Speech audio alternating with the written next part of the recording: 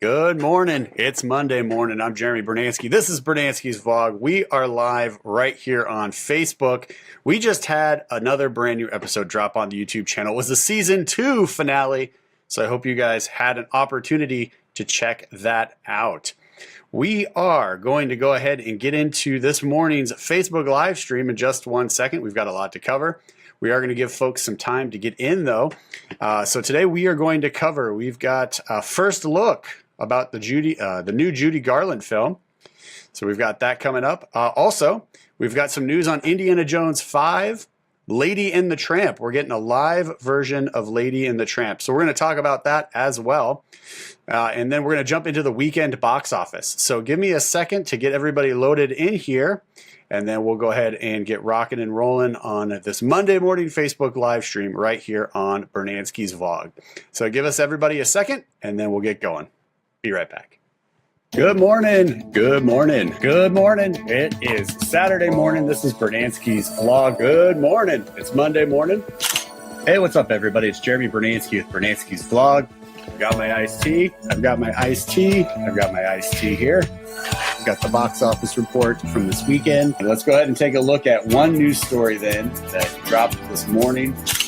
We are live right now. We are going to cover Friday's box office. So for this weekend's box office, on these Facebook Live sessions, we do like to cover the weekend box office. So what does that mean? That means that this is pretty impressive, as you'll hear in a minute. And I'm not going to give any spoilers, so don't worry.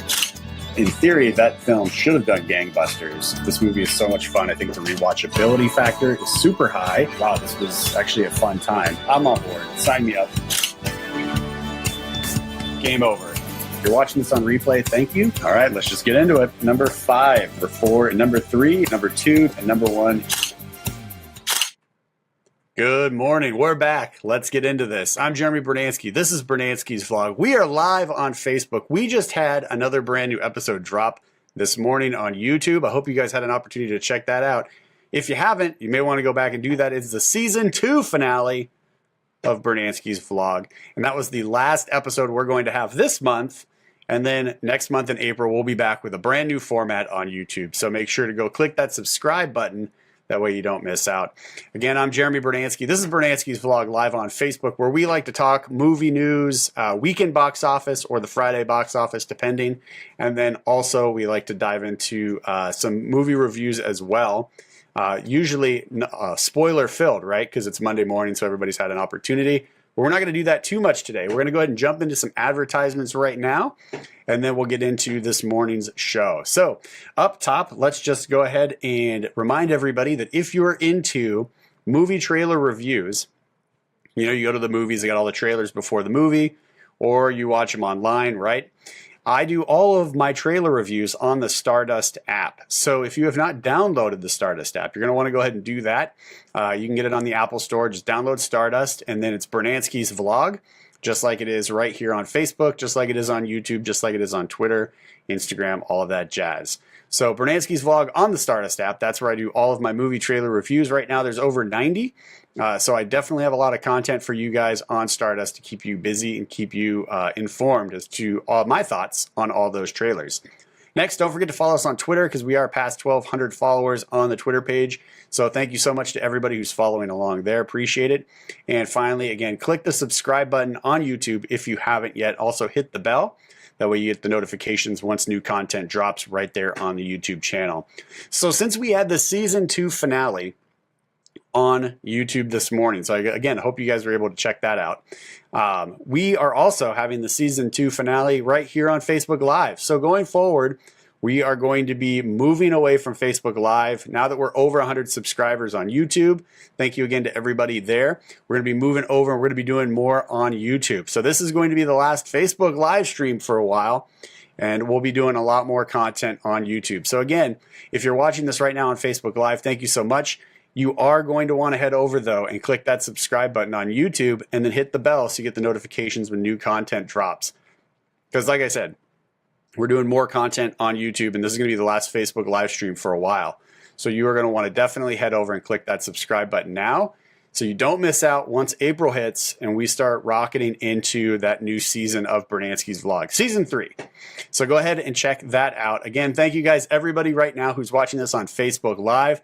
I appreciate all of the views and everything like that from you guys, even some of the comments you've left as we've been working through this process of trying to learn how to do live streams and everything like that and how to make it so it's not just a camera, but also you can see here we got the banner. Last week I told you about the program I found for the Logitech camera that I use that allows me to zoom and change up the picture and stuff like that to make it a little bit more crisp, a little bit more clear. So it's been a learning process with a learning curve, and I appreciate you guys joining me along this adventure as we get ready to move away from Facebook for a while and over to YouTube. So check it out. Go click subscribe, hit the bell.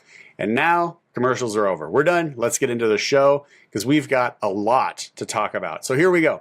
Weekend box office on this show. You know, we like to cover the weekend box office, seeing the top 5, going from number 5 all the way up to number 1, and check out what everybody has been watching over the weekend. Now, if you guys saw this week's brand new episode this morning, you know what I saw. I went out and I saw Tomb Raider, and then I went out and saw 7 Days in Entebbe. And I enjoyed both of those movies for different reasons. And both of those movies got at least one high five from this guy. So check out those reviews. If you don't have time to watch the full episode, don't worry. The reviews will be posting later this week in the movie review playlist on YouTube. So go ahead and check those out. But let's jump into the 5 and see what you guys were watching this weekend. So coming in at number 5, we have Love, Simon with 11,500,000. Number 4 is A Wrinkle in Time at $16,565,000. Number 3 is I Can Only Imagine with $17,064,640. Number 2 is Tomb Raider at $23,525,000. And number 1 is Black Panther at $27,024,000. So there's a lot going on this weekend for the box office, right? I mean, I don't really think a lot of people were expecting the box office to land this way, for a couple reasons. So let me get a drink of iced tea here real quick, and then we'll jump into that. Excuse me. All right, so what's big about this weekend? Pretty much the top 5. The top 5 is big this weekend. It's really surprising. Black Panther. Let's start with number 1, Black Panther. 5th week. Count it. 5. 5th week in a row, it's been number 1. Now, this has not happened for... it was about 8 years, I think, when Avatar was in theaters. Avatar is the last film to actually hit number 1 5 weeks in a row. So Black Panther, boom, job well done. Throw it up on the board. That's a big win for you guys. That's a big win for Marvel Studios. Everybody involved in Black Panther. Huge news. Job well done. Also with that, it's only less than $20 million. Less than $20 million away from beating the Avengers as the number 1 superhero film of all time. That is huge.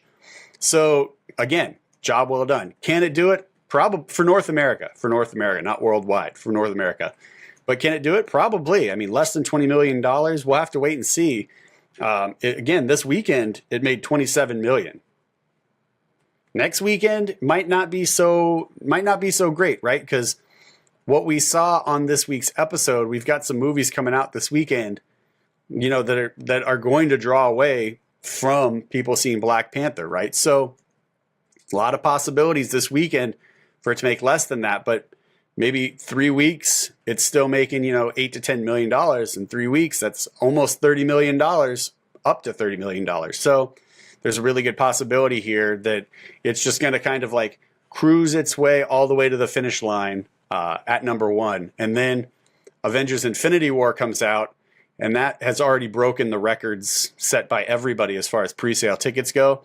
Avengers Infinity War crushed it in like 6 hours. It just blew away all of the pre-order numbers in less than 6 hours. And again, for obvious reasons, people who are surprised by that aren't watching this show apparently, and they aren't watching any other movie-related show online or on TV or whatever, because there's no reason to be surprised at how well pre-sale tickets did for Avengers Infinity War. That was a given, right?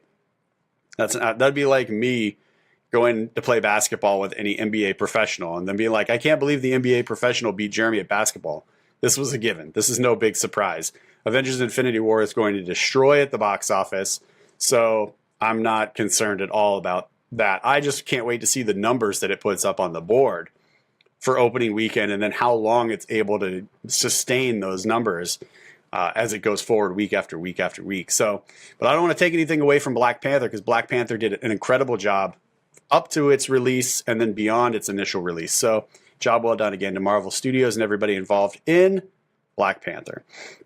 Next is Tomb Raider. Tomb Raider, again, if you saw this morning's episode, you saw that I really enjoyed it. Did it break the curse of bad video game movies, right?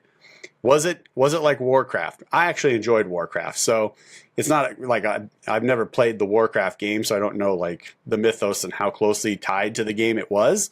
But for a movie, you know, I thought it was fine. I thought it was fine. It wasn't a great film, but it was fine. It was a good Sunday afternoon on the couch movie. But Tomb Raider, I thought was a really good movie. Cinema Score gave it a B. Well, they didn't give it a B. The people who saw the movie, when they gave their rankings to Cinema Score, scored it as an average of a B, and I think that's fair. This isn't a great movie. There's some issues with it, as you heard in my review, but it's fun, and I don't think that video game franchises realize that you can deliver a fun movie like that with quality in the characters.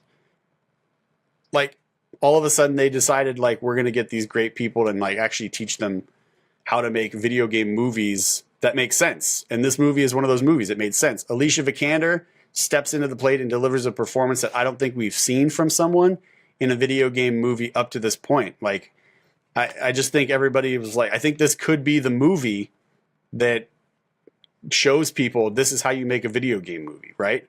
I think this could be that initial walk-in. Like, way back in the 90s, you had Blade, and they were like, oh, you can make superhero movies like that. And then X-Men came out and Spider-Man came out and everybody went, oh, that's how you can make superhero movies that are good and they're not like super cheese. I think Tomb Raider could be that film because I think it kind of like clicks something in the brain for people, hopefully. And they go, oh, that's how you make a movie about a video game franchise. So again, not a perfect film, not a great film, but it was fun. I did enjoy it a lot. And I think it's a step in the right direction for that world of movies based on video game franchises. So if they can just keep running the course that they set right now, but build on it and make it better, I think Tomb Raider could be a good, lucrative, and enjoyable franchise going forward if they can keep this momentum. Hopefully they don't go the route of like Resident Evil where the first one is good and then it just turns into like this weird thing every film afterwards. Don't do that, because then we're regressing, right? We need to progress forward with the quality that you've already established from the first one and then build on that and make it better. So Tomb Raider, really good. Check it out. I Can Only Imagine. This is the movie. This is the movie about the Christian band or the Christian guy who writes the song that becomes super popular, right? I Can Only Imagine. Not really surprised at all that this film did as well as it did. I know a lot of people online were like, holy cow, I can't believe it made this much money. I'm not surprised. You've got one of the biggest songs, right, on the religious side of things, right? Christians, Catholics, Lutherans, whatever group you fit into as far as the Bible is concerned. Everybody knows about this song. Everybody likes this band. People go out to see the Ray Charles movie. People went out to see the Johnny Cash movie. You know, these are movies based on familiar people with stuff that they enjoy, right? They enjoy the music of this guy. They really like this song. It is not surprising at all to me that people went out to support this film and to like, you get the backstory on where the inspiration comes from to like create this story and create the song. What happened that got the juices flowing to allow creativity to hit so that this film could be made, or the song could be made, and then the film could be made about the song. Not surprised at all. But I get why people were surprised, especially if they don't follow like that, if they don't have any if they're not in touch with that side of the fence. I get why people would be surprised, totally. Coming up next is A Wrinkle in Time at number 4. Not really surprised that it dropped as far as it did. This movie, like I said, there were some issues in it. If you have not seen my review for that and you're watching this on the YouTube replay, I'll just throw the card up right here for YouTube replayers. And you can just click that and head right over and check that out. But this is a movie for kids, right? This is not a movie for, you know, families and adults. This is strictly a movie for children. And yeah, if you make a film and the parents are bored, the parents are probably not going to want to take their kids to see it a second time. They may take them to see a second time, you know, begrudgingly. But if you make a movie that's enjoyable for parents and for kids, different story. And I feel like this movie was not made for parents and kids. It was just made for kids. So this film will probably do gangbusters once it hits DVD and Blu-ray. because then the parents can download it or just purchase it, and then they have the little digital babysitter, right? They just put it on, it starts playing on the TV, and then they don't need to worry about the kid because the kid's entertained for like an hour and a half, whatever. So pay attention to those numbers once it hits DVD and Blu-ray, and we'll see how well it does there. And then Love, Simon. Not really surprised this film did that well either. This film had a really good marketing campaign. If you were at the movie theaters, you'd see all the clever play on words and everything like that it had. And it had a really strong positive response online. So everybody that saw it early gave it really good feedback. So, and it looks like it turned out to be the delightful rom-com, you know, the young adult rom-com that it promised in the trailers. So when you promise something in the trailers and then you deliver it in the film, you're going to get repeat viewings. People are going to be happy about it. The expectation was met. Maybe the expectation was exceeded. I don't know. But it got really positive word of mouth online. So I'm not surprised at all that it landed in the top 5. So job well done to everybody there at Love, Simon too. So yeah, let's take a look at the top 10 real quick and just see kind of what else landed here. Death Wish at number 10, then Red Sparrow, Strangers Pray at Night, Peter Rabbit, and Game Night. Little surprised that Death Wish is still in the top 10. But, you know, I'd rather see Annihilation in the top 10. I thought Annihilation was a far superior film to Death Wish for many reasons. But hey, it made it in the top 10, so job well done there. So go ahead and throw your comments in the comments below if you're watching this on the YouTube replay or you're watching it on Facebook Live as to what you saw this weekend, and let us know what you thought about those films as well. All right, let's go and move into just one or two news stories real quick that dropped this morning. And then I'll let you guys get back to your Monday. All right, so real quick, let me just go ahead and throw this image up here. We have a first look at the new Judy Garland movie. And this is going to be Renee Zellweger playing Judy Garland. And this takes place in the 60s when she was getting ready to do her final show. So give me one second here. I pulled up a comparison, a little side-by-side. So you guys can check this out and see kind of what she looks like, Renee Zellweger looks like as Judy Garland, and then what Judy Garland looked like at the same time that this film is taking place. And I think you guys will be very impressed with this first look. So give me one second here. Boom, there it is. Check that out. I mean, she looks almost identical. This is like crazy, like spot on. So I think that we will be in for something very special once we start getting more looks for trailers, etc. for this film, because as you can see, I mean, that is a very, very similar comparison. So job well done to everybody involved with this film so far, because my goodness, Renee Zellweger looks just like Judy Garland, as you can see on the screen right now. All right, let's go and move into the next story here. Indiana Jones 5. That's right. Kingdom of the Crystal Skull was not the finale for the Indiana Jones franchise. Thank you. We're getting one more. And it has been announced when it's going to start filming. It's going to start filming in April of 2019. So sorry to get you excited thinking that it's going to be next month. It's not. It's over a year before it starts filming in the UK. So April 2019, according to Steven Spielberg, is when this film is going to start production and filming in the UK. So pay attention for that as we start getting closer to that date. I'm sure we'll have more fun coverage that we can talk about. It's Indiana Jones 5, hopefully bringing it back, like bringing everything back for this franchise to make it special like it was in the first 3. And I'm still waiting on that phone call, Steven. So go ahead and give me that phone call to let me know that you need my help in this new Indiana Jones movie. I'm not saying you need to make me the lead. I'm just saying I'm available to play Indiana Jones if you need me. So go ahead and give me a call or shoot me an email. I'll be available for you. All right, let's go ahead and move into this next story here. I'm going to go ahead and copy and paste it into the comments if you're watching this on Facebook Live right now. This is coming to us from The Hollywood Reporter. Now, we have talked about this before. This is regarding the Disney streaming service that's about to hit and like kind of what content we can expect from them.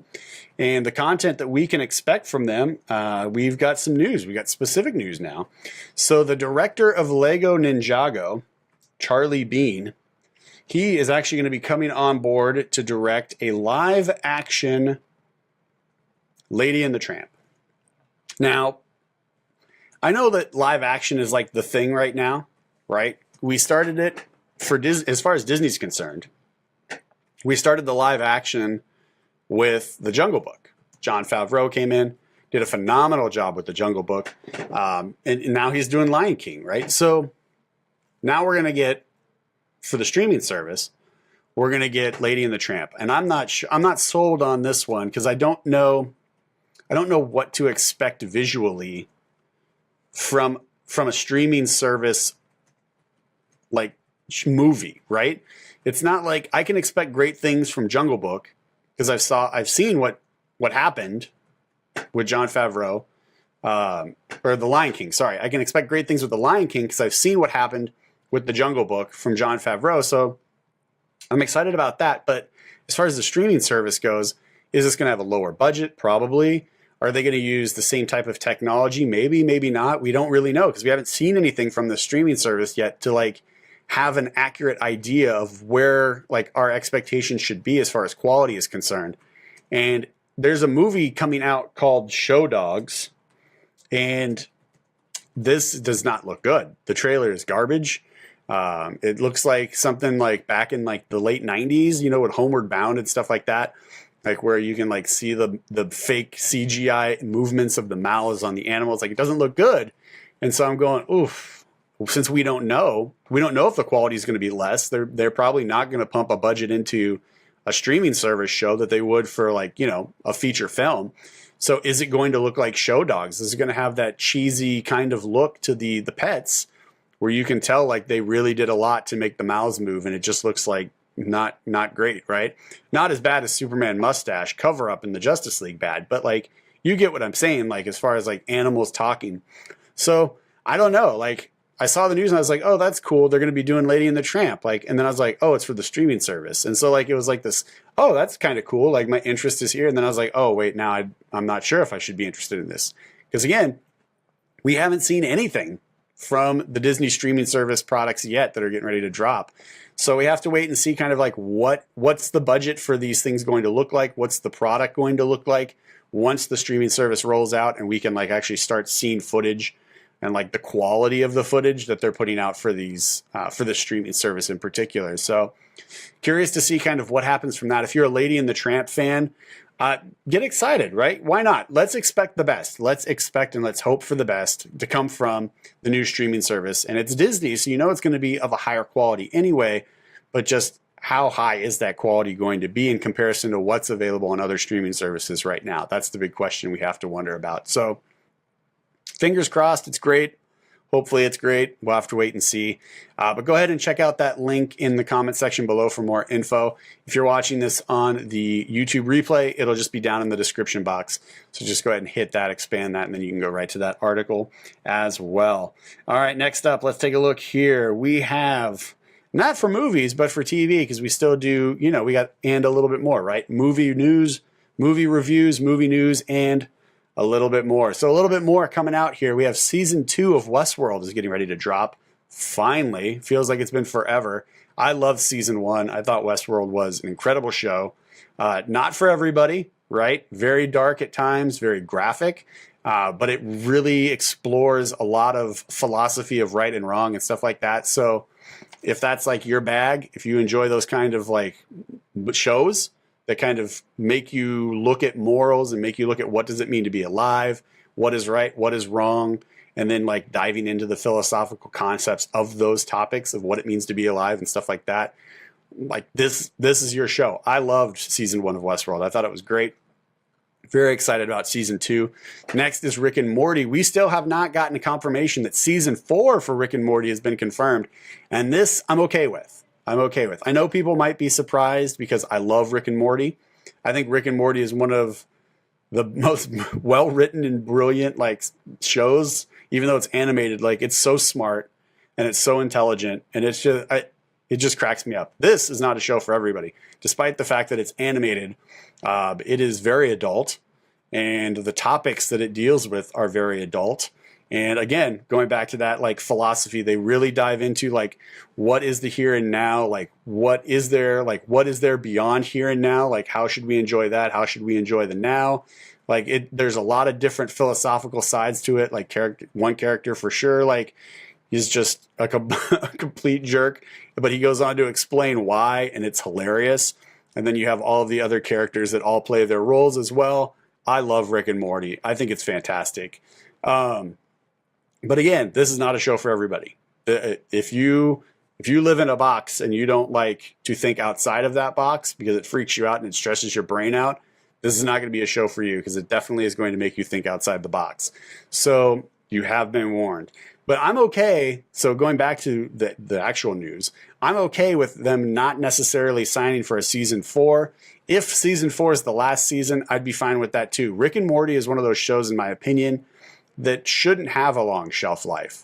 Like, I just don't, I feel like it should live in this little like space where it's a couple of seasons, and then like we can let it be, right? Let it be. Because it's just one of those shows that doesn't need to go on forever, because if it does go on forever, I think the special quality that this show has in particular will get lost. I think it'll get washed out. I think it'll just become predictable, and I think it'll lose its charm. It's punk rock. And as you know, the pop machine will ruin everything, right? If you stick around too long, the pop machine takes over, right? You look at Offspring, right? Go back to early Offspring records. Early Offspring was super punk rock, and then like it turned into the pop machine, right? Super glossy, super poppy. The industry took over and it became commercialized, and just it was no longer punk rock. It was for everybody. And Rick and Morty is punk rock. Like, and so I'm fine if it ends after season 3. I'm fine if it ends with season 4. Just let it live in that space to where it stays punk rock and it doesn't become super commercialized, because that's kind of where it's headed right now. Because this show is not for everybody, and it needs to stay there, because that's the essence of the show, right? So, well, that's not the essence. The essence isn't for it to remain isolated from the world, but it's the essence of the show is punk rock. So it needs to kind of live in that space comfortably and not get too far commercialized and not get too far into the mainstream, in my opinion, because I would hate for the charm of the show to be lost because of that reason. So fingers crossed that, you know, it ends on a high note and we don't have like a Seinfeld season or a Seinfeld series finale, right, where the ending makes no sense and everyone's bummed out. So like hopefully it ends like MASH and it goes out strong and on a high note, and we can all celebrate Rick and Morty, because again, I think this show is brilliant. It is animated. It's not for everybody. It's punk rock, but check it out if that's your thing. It's definitely worth it. Check out Rick and Morty. All right, let me take a look here at the board, make sure we don't have any other news stories that we need to cover before we sign off here today. All right, it looks like we are good to go. All right, let me go ahead and check the board on Facebook, see if there's any comments or questions that we need to get to real quick. One moment while I refresh that. All right, let's see here. What do we got? Nothing today. All right, perfect. All right, thank you guys so much for watching today's brand new episode on YouTube. Thank you guys as well for watching this Facebook live stream. Appreciate you guys taking the time these past several months to join me here on Facebook twice a week as we kind of talk movie news, weekend box office, Friday's box office, non-spoiler and spoiler reviews, all right here on Facebook Live.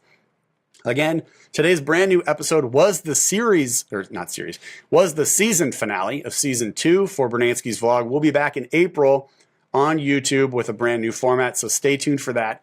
Go click that subscribe button on YouTube. Don't forget to hit the bell so you get the notifications when new content drops. Also, don't forget to check us out on Stardust for all of our movie trailer reviews, and be sure to follow us on Twitter. Again, today is the last day for Facebook Live for an undetermined amount of time, right? Because we're going to be moving all of our focus and attention over to YouTube so we can give more content on YouTube. So thank you to everybody who's been joining me on this journey and building up and trying to learn how to do live streams and everything like that right here on Facebook. I'm going to take what I've learned here and I'm going to move it over to YouTube, and we're going to build out that YouTube page even more. So hopefully you guys go click that subscribe button so you don't miss out on all the new content that we're going to be doing there, because we're doing a lot more on YouTube starting in April and going forward. So thank you to everybody who's been watching on YouTube. Thank you again to everybody here on Facebook Live. Appreciate you guys giving the thumbs up, because the thumbs up helps people who like movie-related shows find this movie-related show on Facebook and YouTube.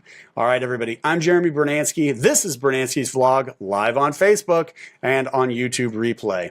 Thank you guys so much for joining me. Hope you guys have a great rest of your Monday. Hope you have a great week. Don't forget to get out to the theaters this weekend, because Isle of Dogs drops, and that looks like it's going to be incredible.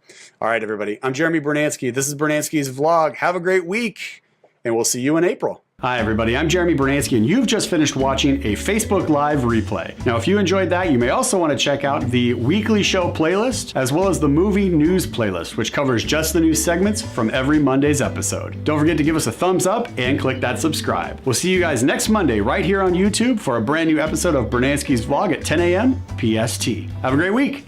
Take care.